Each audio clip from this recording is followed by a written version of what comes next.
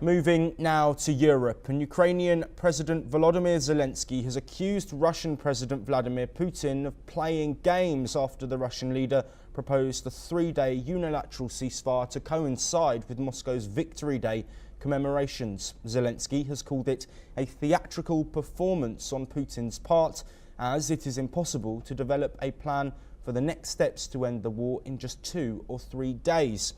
Meanwhile, Russia announced a 72-hour halt in hostilities beginning from May the 8th, but has so far been rejected, and has also rejected an unconditional 30-day ceasefire pushed by Ukraine and the United States, which is trying to broker an end to the more than 3-year war.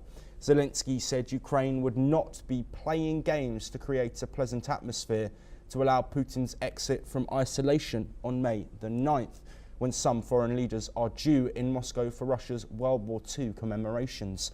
Zelenskyy dismissed the 72-hour truce offer as unserious, adding that Kyiv was instead open to a longer-lasting 30-day ceasefire proposal, but forward by the US.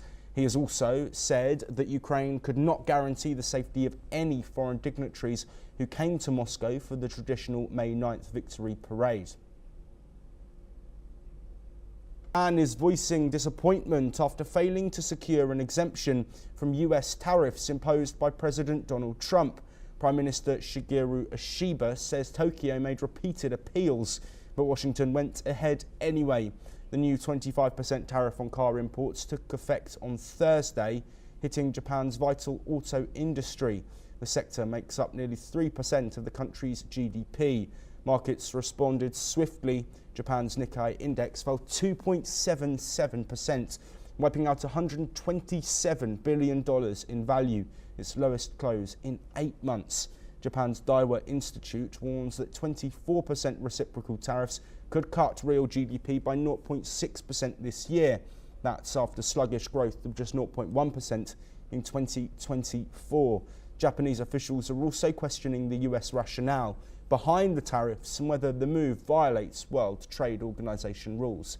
Despite diplomatic pressure, Japan is now facing a penalty over what the US claims is a 46% trade imbalance. Ishiba says Japan will support domestic businesses and will press the US to reconsider. He added he's willing to speak to President Trump directly when the time is right. Let's listen in to what Prime Minister Ishiba has said.